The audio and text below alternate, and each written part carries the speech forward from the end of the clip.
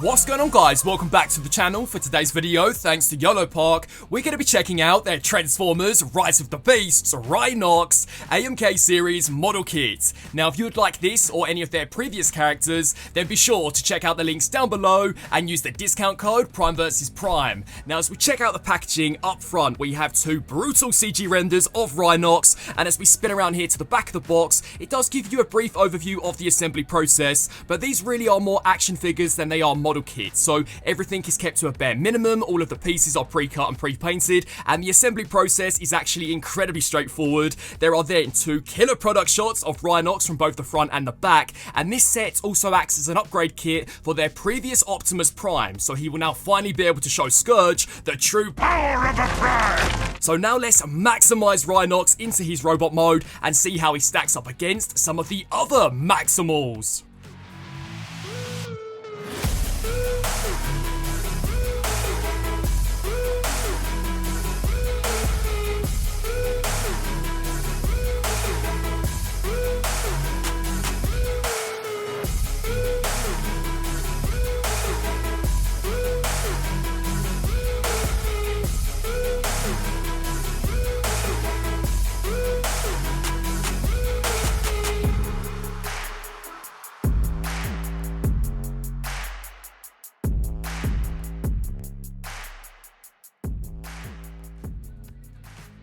And bang! Here we have RHINOX fully maximized into his robot mode, a design which unfortunately we saw very little of when it came round to the actual movie, although this figure is pretty much spot on to his on-screen CG render. So as we check out the details, the head sculpt, much like all of the previous AMK products, is packing a ton of detail. This is looking really sweet, although my favourite part about RHINOX would have to be the sculpted in battle damage, which can be seen literally throughout the entire robot design. There are these huge slashes and chunks taken out of the chest unit, which I think is looking sick. You can even see some of the internal mechanical detail beneath the abs of RHINOX, which I thought was such a sweet touch, and some of the internal endoskeleton too is almost as detailed as some of the external outer panels, so it's just a brilliantly sculpted figure, and I'd argue that the side of the legs look even more detailed than the front. So check out the pistons, these are all looking pretty on point, and as we spin him around here to the back, this has to be one of the best looking AMK figures that we have so far seen. The mechanical spinal column is looking brilliant. There are so many different pistons which are kind of sculpted into the back of this guy, which is looking awesome,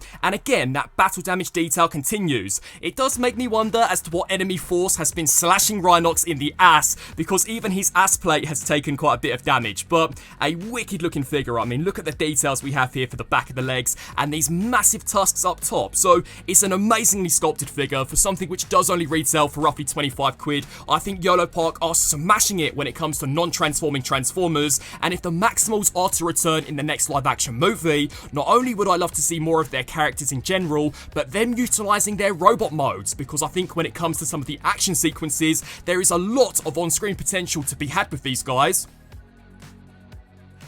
Which, speaking of, when it comes to weaponry, RHINOX is packing his mechanical mallet, which we do see him very briefly used in the movie, literally to smash the crap out of the Terracons, and this has been so nicely detailed. It's also a decent size, so he's going to look awesome using this to destroy the likes of Scourge. I also love these 6 bullets, which are kind of sculpted into the main mallet itself, so this is a sick weapon. And again, if RHINOX is to return in the next movie, we need to see him using this way more, because it would be awesome to literally see him ground and pound some of the Decepticons.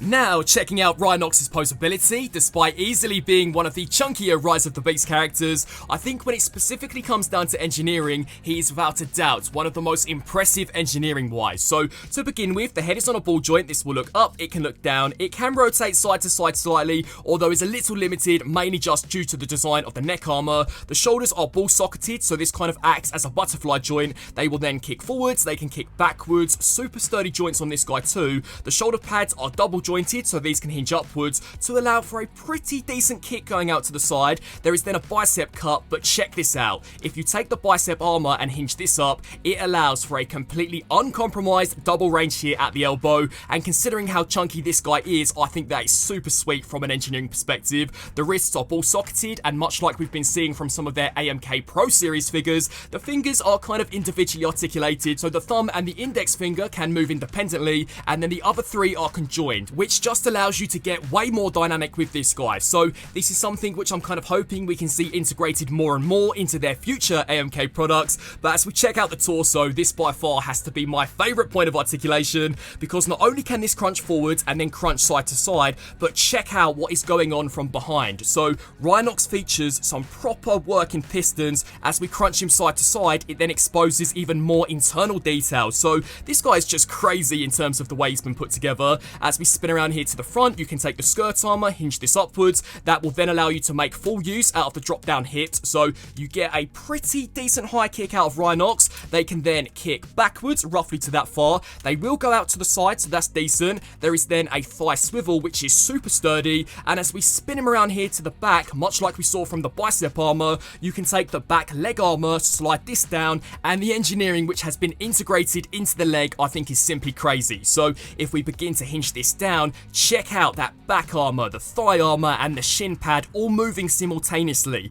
That is crazy for a figure which does only retail for 25 quid. In some ways, this reminds me of their significantly more expensive model kit. So that is so cool to see that integrated into what is basically an action figure. And then when it comes to the ankles, these will rock backwards, they can rock forwards, they will tilt side to side, and then finally he's packing a tiny piece of toe articulation. So overall, I am incredibly impressed. I was expecting RHINOX to be by far one of the most compromised when it comes to posability, but I'd argue that he's even more articulated than what we saw from Cheetor. But as you guys all know, to see what RHINOX is truly capable of, now let's put him through the pose test.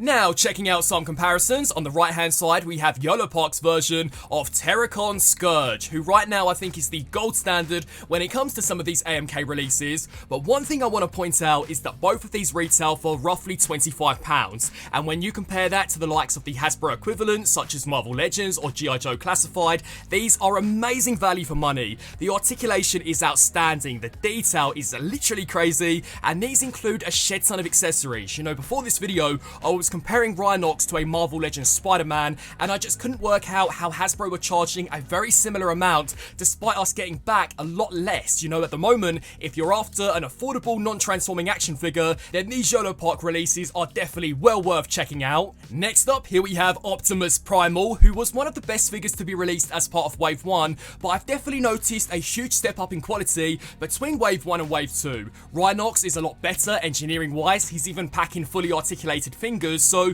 it does just seem that Yolopark are going to be getting better and better with each wave, and it makes me super excited to see as to what characters we can expect from their upcoming Wave 3. Continuing on with the Yolopark Maximals, next up we have their AMK series Cheetor, and despite Air Razor never transforming in the movie, I would love to see Yolopark's take on at least her beast mode. I think it would be brilliant to kind of have the complete 4 Maximals from that Rise of the Beast movie, and you know, if they decide to bring out an Ape Link, then that would be absolutely incredible. Here is how he compares alongside Optimus Prime, Bumblebee, so he is definitely a pretty decent size. And now to fire through a few Hasbro mainline comparisons, we have the Studio Series Leader Class Scourge, Optimus Primal, the Voyager Class Buzzworthy Bumblebee Optimus Prime, the Hasbro Studio Series RHINOX, and one thing this Yolopark figure has definitely done for myself would be to make me realise just how well done this Studio Series RHINOX is. Detail wise, he is pretty much smack on to how he appeared in the movie, but of course, if you're like myself and you don't mind your Transformers not transforming,